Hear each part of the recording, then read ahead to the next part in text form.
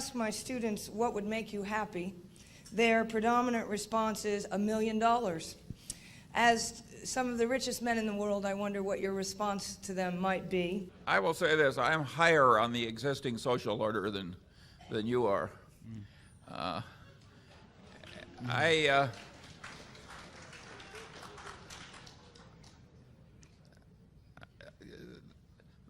There's always plenty wrong with a social order, and certainly there are places where ours is a lot more broken than it used to be.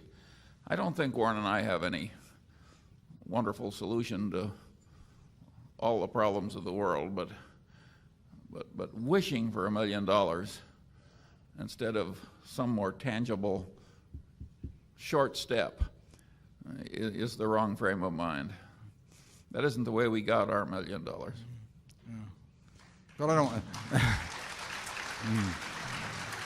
Well, of course, you'll do better if you develop a passion for something in which you have a considerable aptitude. I think if Warren had gone into the ballet, nobody would have ever heard of him. Oh, I think they'd have heard of me, just in a different way, Charlie. Well, I wish we were poster boys for the benefits of running marathons and maintaining a very slim bodily state and so forth. But as nearly as I can tell, neither of us pays much attention to any health habits or dietary rules. And it seems to have worked pretty well so far. I don't think we can recommend it to everybody, but I, for one, don't plan to change.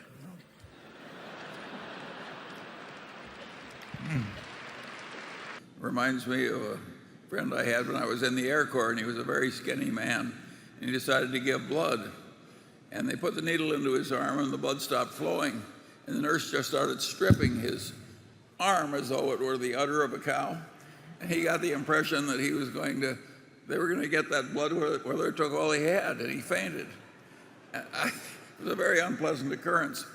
And I don't think a sweep account is all that pleasant to sit there and just, when every little dollar comes in, somebody sweeps it away. Charlie, I like the tone of our business. Our managers are listening here. I mean, don't give them that illustration to use when I ask for money.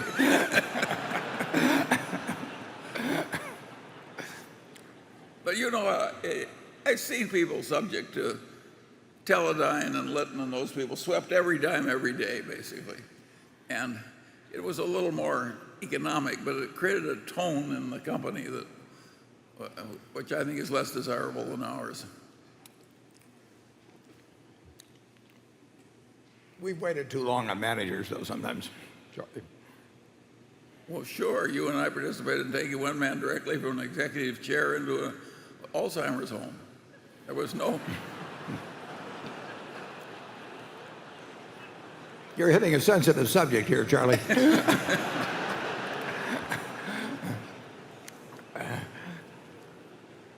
We'd arranged that he could do no harm, and we loved him well enough so that we just made it easy for him.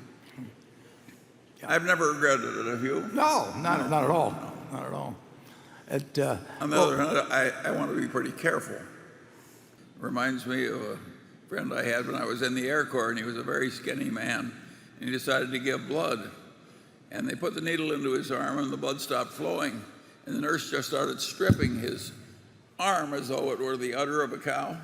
And he got the impression that they were going to get that blood where they took all he had, and he fainted. It was a very unpleasant occurrence. And I don't think a sweep account is all that pleasant to sit there and just, when every little dollar comes in, somebody sweeps it away. Charlie, I like the tone of our business. Our managers are listening here. I mean, don't give them that illustration to use when I ask for money.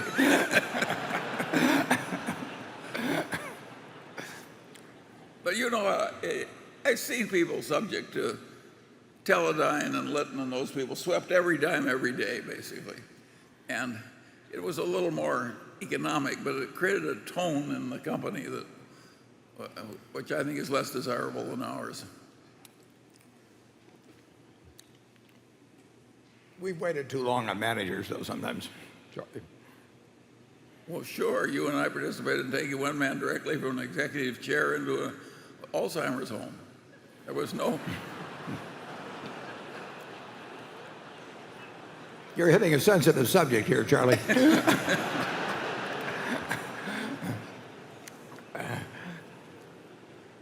We'd arranged that he could do no harm, and we loved him well enough so that we just made it easy for him. I've never regretted it, have you? No, not at all.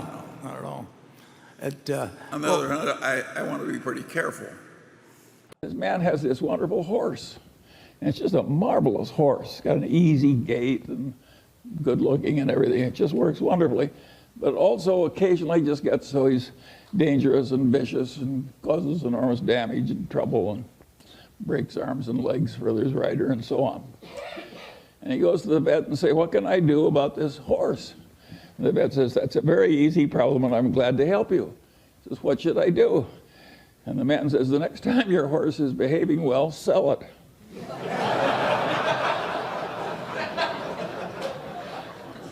Well, think of how immoral that is. And haven't I just described what private equity has to do? And I also want to report that your vice chairman is getting new social distinction. I've been invited during this gathering to go to a happy hour put on by the Bitcoin people. And I've tried to figure out what the Bitcoin people do in their happy hour, and I finally figured it out. They celebrate the life and work of Judas Iscariot. Is your invitation still good? I finally figured out why the teachers of corporate finance often teach a lot of stuff that's wrong. When I had some eye troubles very early in life, I consulted a very famous eye doctor, and I realized that his place of business was doing a totally obsolete cataract operation. They were still cutting with a knife after better procedures had been invented. And I said, "Why are you in a great medical school performing absolute obsolete operations?" He said, "Charlie, it's such a wonderful operation to teach." Well, that's what happens in corporate finance. They get these formulas, and it's a fine teaching experience. You give them a formula, you present the problem, they use the formula. You get a real feeling of worthwhile activity. There's only one trouble, it's all balderdash. Yeah, whenever you hear a theory described as elegant, watch out. Right. Charlie and I were on a plane recently that was hijacked. With what? It was hijacked. I'm telling you about our experience on that hijacked plane when the hijackers picked us out as the two dirty capitalists that they really had to execute.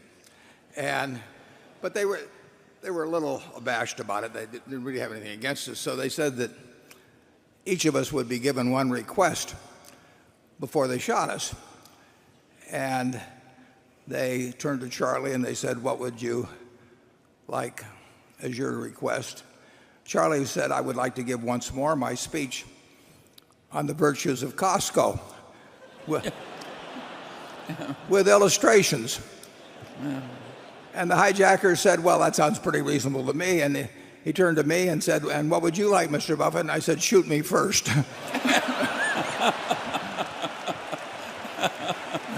Yeah. Well, Costco, of course, is a business that became the best in the world in its category. And it did it with an extreme meritocracy and an extreme ethical duty, self-imposed, to take all its cost advantages as fast as it could accumulate them and pass them on to the customers. And of course that created ferocious customer loyalty. And it's been a wonderful business to watch. And of course strange things happen when you do that and do that long enough. Costco has one store in Korea that will do over $400 million in sales this year. These are figures that can't exist in retailing, but of course they do. And so that's an example of somebody having the right managerial system, the right personnel selection system, the right ethics, the right diligence, and et cetera, et cetera. That is quite rare. And if once or twice in a lifetime you're associated with such a business, you're a very lucky person. And the more normal business is a business like, say, General Motors, which became the most successful business of its kind in the world and wiped out its common shareholders, last year? That is a very interesting story, and if I were teaching a business school, I would have value line type figures that took people through the entire history of General Motors, and I would try and relate the changes in the graph and in the data to what happened in the business. And to some extent, they faced a really difficult problem. Heavily unionized business combined with great success and very tough competitors who came up from Asia and elsewhere, and to some extent from Europe. And that is a real problem, which of course, to prevent wealth from killing you, your success turning into a disadvantage, is a big problem in business. And so there are all these wonderful lessons in those graphs. And I don't know why people don't do it. The graphs don't even exist that I would use to teach. I can't imagine anybody being dumb enough not to have the kind of graphs I yearn for. But so far as I know, there's no business in the school in the country that's yearning for these graphs. Partly the reason they don't want it is that if you taught a history of business this way, you'd be trampling on the territories of all the little professors and subdisciplines. You'd be stealing some of their best cases. And the bureaucracies, even academic bureaucracies, people protect their own turf. And of course, a lot of that happened in General Motors.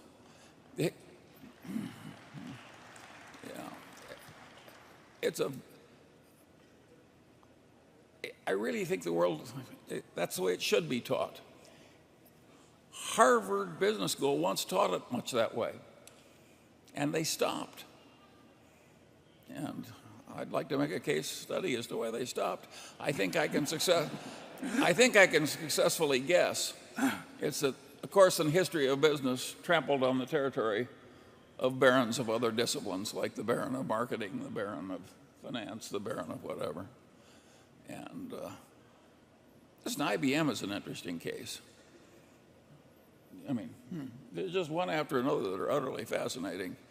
And I don't think they're properly taught at all because nobody wants to do the full sweep. Yeah, the one place that I feel we're making a huge mistake is not learning enough from the big mess that came from wretched excess in our financial system. I don't think we've throttled the sin and folly out of that aspect of the economy nearly enough. And I think if you look at all the panics and depressions of the United States, they all came from financial collapses, usually preceded by perfectly asinine and greedy behavior. And I think there would be a lot to be said for taking an axe to our financial sector and whittling it down to a more constructive size. Well, tell us more about how you use that axe. Well, Warren, I'll make myself ridiculous, but I guess I'm so old I'm entitled to do that. I would have the tax system discourage trading. I would have various kinds of Tobin taxes. I would have securities trading more with the frequency of real estate than the trading by computer algorithms where one person's computers outwit another person's computers in what amounts to sort of legalized front running. I don't think we need any of that stuff. And I think making heroes out of the people who succeed at it is not good for the fiber of the country either. I hate the idea that 25% of our best engineers are going into the financial sector. So I think it's crazy what we've allowed. And I think the lack of contrition in our financial sector after the disgraceful stuff they got us into is perfectly awesome. It makes Dave Sokol look like a hero.